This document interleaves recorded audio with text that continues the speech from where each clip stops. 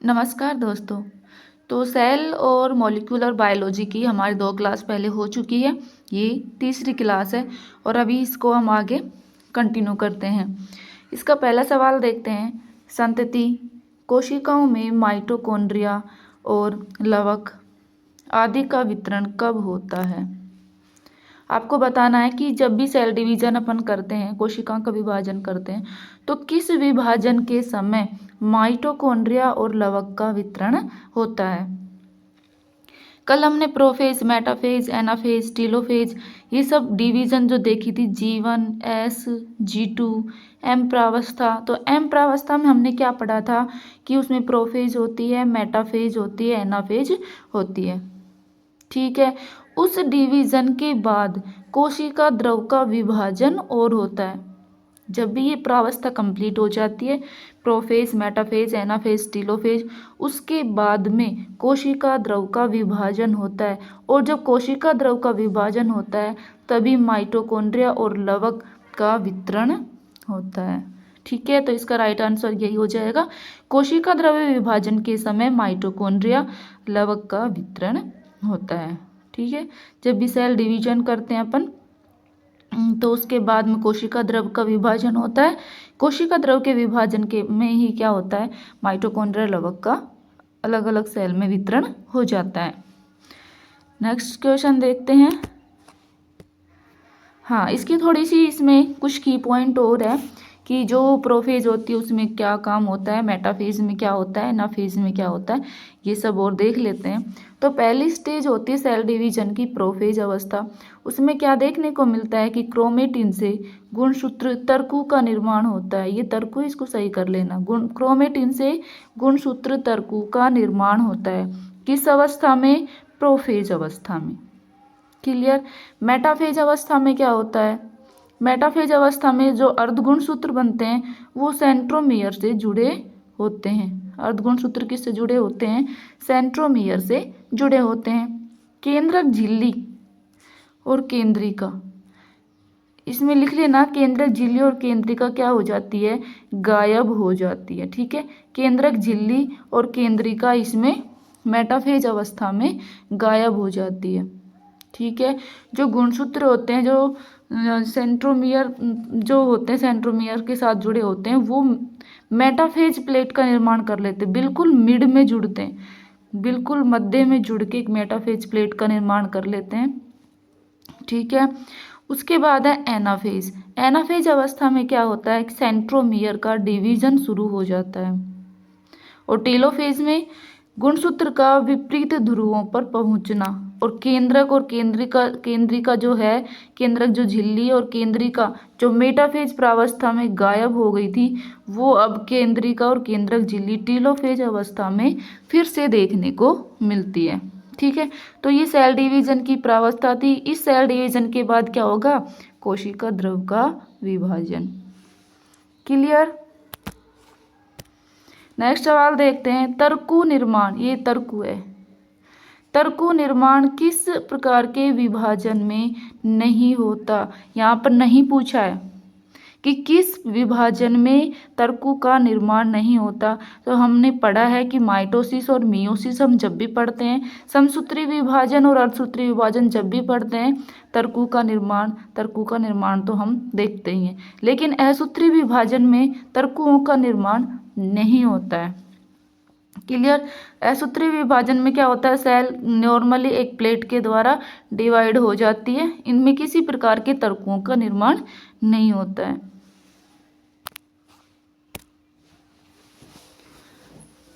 Molecular biology का ये start हो गए हैं सवाल। तो इसमें ये मॉलिक्यूलर बायोलॉजी में पहला सवाल है, न्यूक्लिक अम्ल में फॉस्फेट समूह तथा शर्करा के हाइड्रोक्सिल समूह के मध्य पाए जाने वाले बंध को क्या कहते हैं? तो हम आपको बता दें, फॉस्फेट समूह और शर्करा के हाइड्रोक्सिल समूह के बीच में एस्टर बॉन्ड होता है। इसकी डिटेल देखते हैं, फिर क्लियर समझ में आ जाएगा। सबसे पहले इसकी डिटेल देखते हैं। हाँ जी, तो इसमें क्या होता है? जो न्यूक्लिक एसिड होता है, न्यूक्लिक एसिड की जो इकाई होती है वो क्या होती है, न्यूक्लियोटाइड। यानी बहुत सारे न्यूक्लियोटाइड मिलकर किसका निर्माण करते हैं, न्यूक्लिक एसिड का। और खुद न्यूक्लियोटाइड किससे बना होता है, खुद न्यूक्लियोटाइड बना होता है नाइट्रोजन बेस, शुगर और फॉस्फोरिक एसिड। ठीक है, न्यूक्लिक एसिड में क्या होगा, न्यूक्लियोटाइड, और न्यूक्लियोटाइड में क्या होते हैं, नाइट्रोजन बेस, शुगर और फॉस्फोरिक एसिड। उसके बाद हम देखते हैं जो नाइट्रोजन बेस हम पढ़ते हैं, नाइट्रोजन बेस में भी हम क्या पढ़ते हैं, प्यूरिन और पिरिमिडीन। क्या पढ़ते हैं, प्यूरिन और पिरिमिडीन पढ़ते हैं। ठीक है, प्यूरिन और क्या पढ़ते हैं, पिरिमिडीन पढ़ते हैं। प्यूरिन में क्या क्या आ जाता है, एडिनिन और गुआनिन। वहीं पिरिमिडीन में क्या देखने को मिलता है, साइटोसिन, थायमिन और यूरेसिल। ठीक है, इसमें क्या होता है, डीएनए में थायमिन होता है और आरएनए में क्या होता है, यूरेसिल होता है। दोनों पिरिमिडीन में होते हैं, लेकिन इनमें से थायमिन तो होता है डीएनए में और यूरेसिल होता है आरएनए में। सवाल ये आ जाए कि डीएनए में कौन सा पिरिमिडीन क्षार होता है, तब हम सिर्फ ये साइटोसिन और थायमिन बताएंगे। और ये पूछा जाए कि आरएनए में कौन सा पिरिमिडीन क्षार होता है, तो आरएनए में होता है साइटोसिन और यूरेसिल। क्लियर। उसके बाद है शुगर। शुगर कौन कौन सी होती है, राइबोज शुगर और डीऑक्सी राइबोज शुगर। ठीक है, राइबोज शुगर आरएनए में और डीऑक्सी राइबोज शुगर डीएनए में पाई जाती है। और एक फॉस्फोरिक एसिड। तो ये सब मिलकर क्या बनाते हैं, nitrogen base, sugar, phosphoric acid मिलकर न्यूक्लियोटाइड बनाते हैं। और न्यूक्लियोटाइड की बहुत सारी इकाई मिलकर क्या बनाती है, न्यूक्लिक एसिड बनाती है। इसका थोड़ा सा और हम डिटेल में देख लेते हैं। ये पेज से पहले हम अगला पेज देख लेते हैं।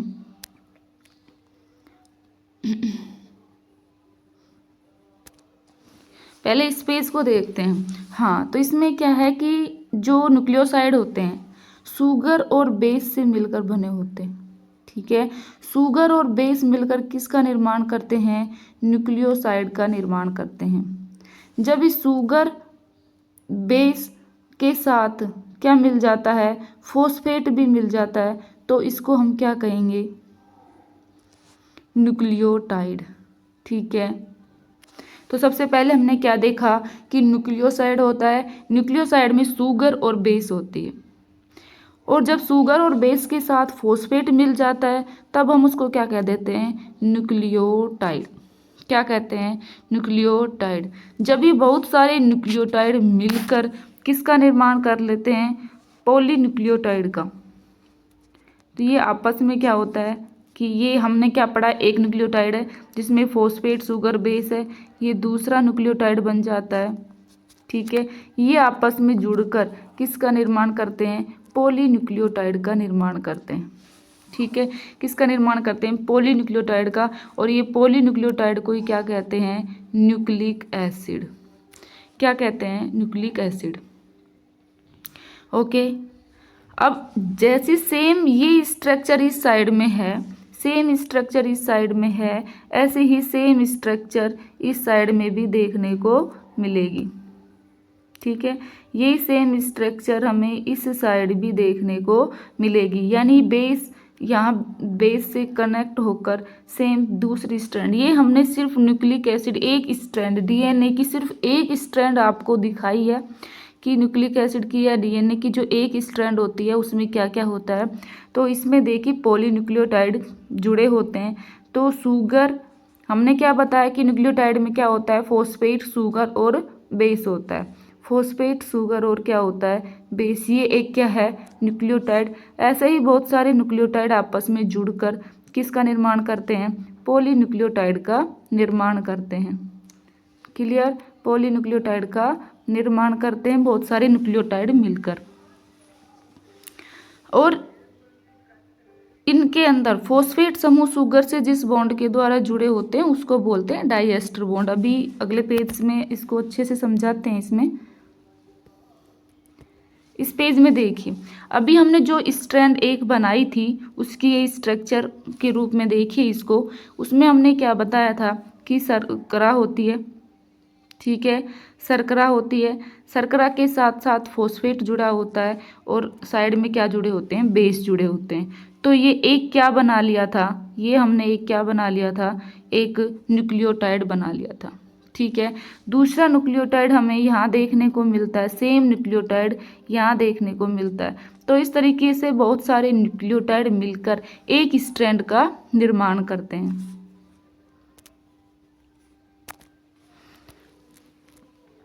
ठीक है। उसके बाद हम देखते हैं कि इसमें ग्लाइकोसिडिक बॉन्ड कहाँ होता है, फॉस्फोडाइएस्टर बॉन्ड कहाँ होता है और हाइड्रोजन बॉन्ड कहाँ पर देखने को मिलता है। सबसे पहले आप ये क्लियर कीजिए कि जो शर्करा होती है बीच में, ये शर्करा एक साइड से किससे जुड़ी होती है, बेस से, और दूसरी साइड किससे जुड़ी होती है, फॉस्फेट से।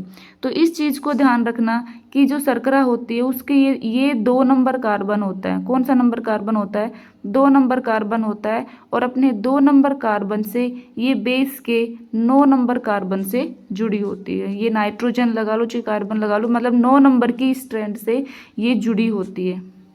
ठीक है, 9 नंबर के मॉलिक्यूल से। यानी जो बेस लेंगे अपन, बेस का कौन सा नंबर लेंगे, 9, और इसका जो शुगर का जो नंबर लेंगे वो कितना लेंगे, 2। 2 और 9 के बीच में ये बॉन्ड बनेगा और इस बॉन्ड को क्या कहेंगे, हम क्या कहेंगे, ग्लाइकोसिडिक बॉन्ड।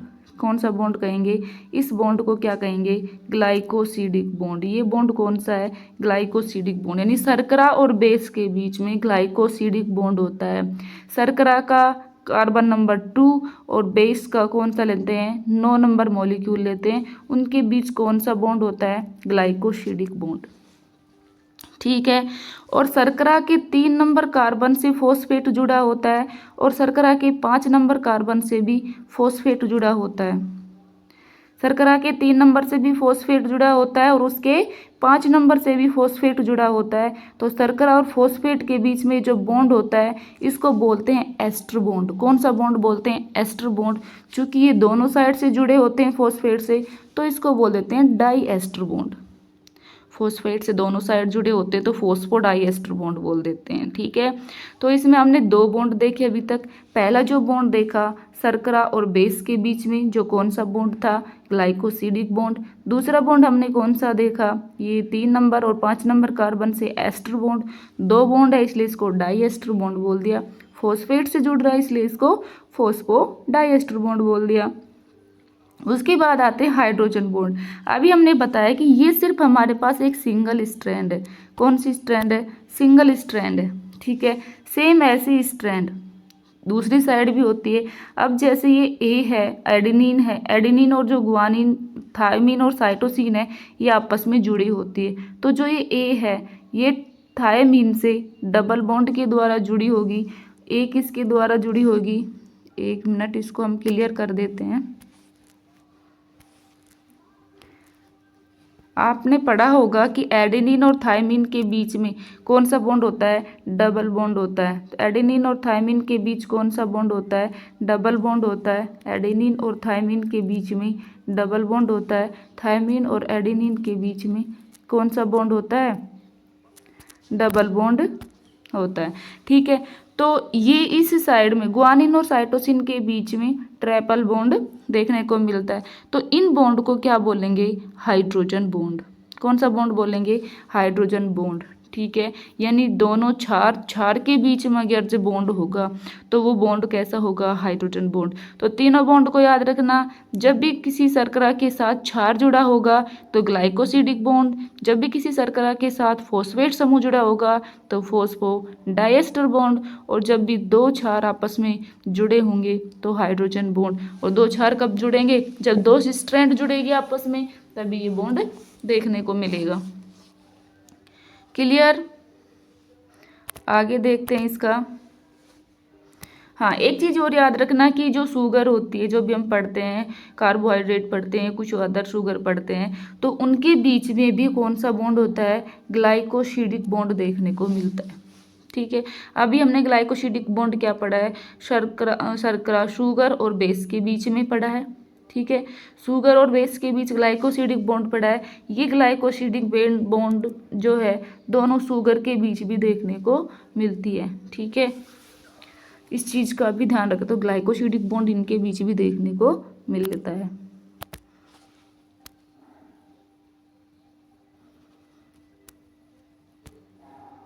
इसके बाद अगला सवाल देखते हैं, श्रृंखला समापन कोडोन कौन कौन से होते हैं। इनको डायरेक्टली आप याद कर सकते हैं कि ये ट्रिक होते हैं कुछ, जो इसमें श्रृंखला समापन और श्रृंखला प्रारंभन कोडोन पूछ लिया जाता है।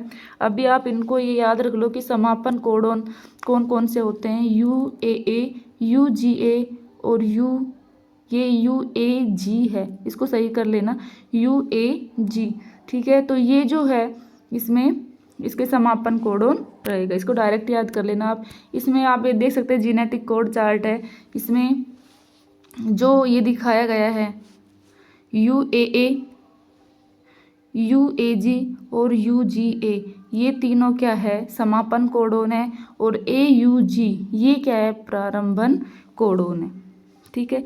ये जीनेटिक चार्ट आपको याद करने की कोई ज़रूरत नहीं है, आप बस इतना याद रखिए कि समापन कोडोन कौन कौन से होते हैं, UAA, UGA और UAG।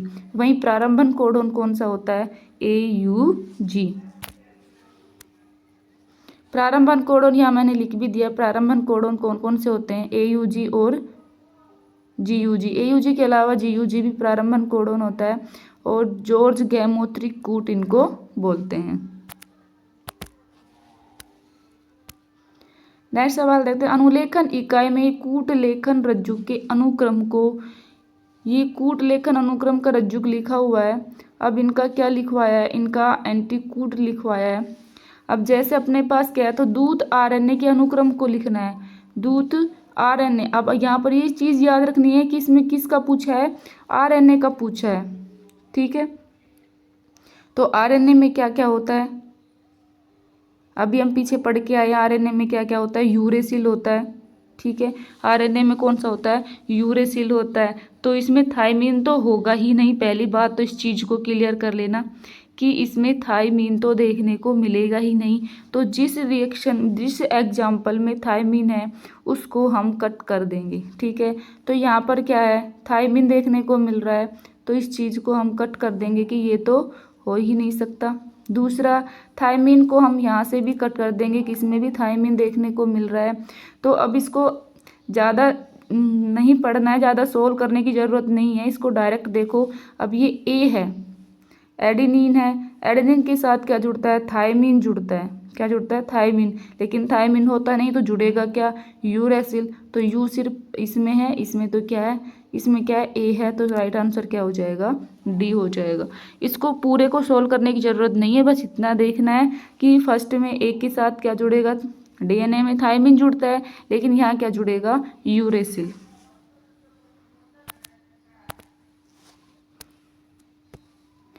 नेक्स्ट देखते हैं, किस RNA का क्लोवर लीफ मॉडल होता है। क्लोवर लीफ मॉडल किस RNA का होता है। RNA हम 3 प्रकार के पढ़ते हैं, tRNA, rRNA और mRNA, मेनली 3 पढ़ते हैं, बाकी ये भी होते हैं। तो 3 जो RNA पढ़ते हैं, tRNA, rRNA, mRNA में से क्लोवर लीफ मॉडल किसका होता है। तो क्लोवर लीफ मॉडल देखने को मिलता है tRNA का। इसकी स्ट्रक्चर से समझते हैं अच्छे से। ये देखिए, इसकी एक स्ट्रक्चर होती है, इसकी स्ट्रक्चर होती है, इसकी एक भुजा होती है डी भुजा, एक भुजा होती है टी, और एक होती है एंटीकोडोन भुजा, ठीक है। और इसकी जो फर्स्ट जो स्टेट होती है 5 प्राइम से ये 3 प्राइम की ओर होती है। 3 प्राइम स्टेज पर ये कोडोन फिक्स होते हैं। इस कोडोन को आप CA बोलेंगे, ना कि ACC, ठीक है। और ये 3 प्राइम सिरे पर ही आकर अमीनो अम्ल जुड़ते हैं। 3 प्राइम सिरे पर ही क्या जुड़ते हैं, अमीनो अम्ल जुड़ते हैं। और इस पर कोडोन कौन सा होता है, CCA। कौन सा होता है, CCA। तो ये क्लोवर लीफ मॉडल किसका होता है, tRNA का होता है। नेक्स्ट देखते हैं, DNA टेम्पलेट का उपयोग डीऑक्सी न्यूक्लियोटाइड के बहुलीकरण को उत्प्रेरित करने वाला एंजाइम कौन सा है। बहुलीकरण करने वाला एंजाइम कौन सा है। तो इसका जो राइट आंसर हो जाएगा वो हो जाएगा DNA पॉलीमरेज। कौन सा हो जाएगा, DNA पॉलीमरेज। इसमें देखते हैं कि ये जो ओकाजाकी फ्रैगमेंट बनते हैं जब भी हम इसका रिप्लिकेशन करते हैं, प्रतिकृतिकरण की क्रिया करते हैं, तब हम इसमें देखते हैं कि जो डीएनए लाइगेज होता है वो इनको तोड़ने का काम करता है। आगे ये फ्रैगमेंट इस तरीके से बढ़ता हुआ जाता है। ठीक है, इसमें हम पढ़ के आए हैं ये डीएनए लाइगेज क्या करता है, इनको तोड़ने का काम करता है। सबसे पहले इसकी स्ट्रैंड को तोड़ने का काम कौन करता है, डीएनए लाइगेज करता है। ठीक है, अब इसको तोड़ तो देगा डीएनए लाइगेज, लेकिन डीएनए लाइगेज तोड़ने के बाद में इसमें एक प्रोटीन होती है SSB, single strand binding protein. यानी जब इसको डीएनए लाइगेज इस स्ट्रैंड को खोलता है, तोड़ता है, तो ये प्रोटीन क्या करती है, उसको सिंगल स्ट्रैंड में बनाए रखने का काम करती है, यानी उसको वापस जोड़ने से रोकती है। तो कौन सी प्रोटीन होती है, सिंगल स्ट्रैंड बाइंडिंग प्रोटीन। तो जब भी ये ओकाजाकी फ्रैगमेंट, तो इनका जो मूवमेंट होगा इस साइड होगा। ठीक है, मूवमेंट इस साइड होगा। अब पूछते हैं कि जो पुरानी जो डीएनए स्ट्रैंड थी वो कहाँ से थी। देखो ये 5 प्राइम से, और इस साइड क्या है इसकी 3 प्राइम है।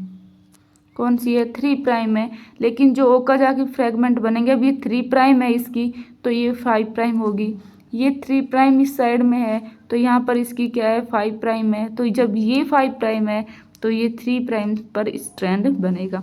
ओकाजाकी फ्रैगमेंट हमेशा ये स्टेप बाय स्टेप टूटे हुए खंड में होते हैं, यानी ये कंटिन्यूअस नहीं होता। लेकिन जो 5 प्राइम से ये 3 प्राइम स्ट्रेट बन रही है, लीडिंग स्ट्रेट, ये कंटिन्यूअस स्ट्रेट देखने को मिलती है। लास्ट सवाल देखते हैं, केंद्रीय न्यूक्लियोइड नामक संरचना किसमें पाई जाती है। कल हमने पढ़ा था प्रोटीन और हिस्टोन प्रोटीन पाई जाती है, वो पढ़ा था डीएनए। तो इसमें क्या होता है कि जो ये हिस्टोन प्रोटीन होती है, histone protein H1 H2A H3 H4, तो ये क्या होती है कि हिस्टोन प्रोटीन होती है।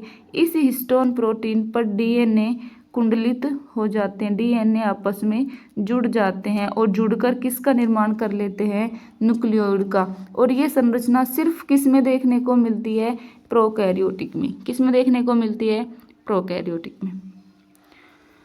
तो आज के सवाल इतने ही थे। आपको यदि ये लेसन पसंद आया हो तो वीडियो को लाइक ज़रूर करें और चैनल को सब्सक्राइब करना ना भूलें। Thank you.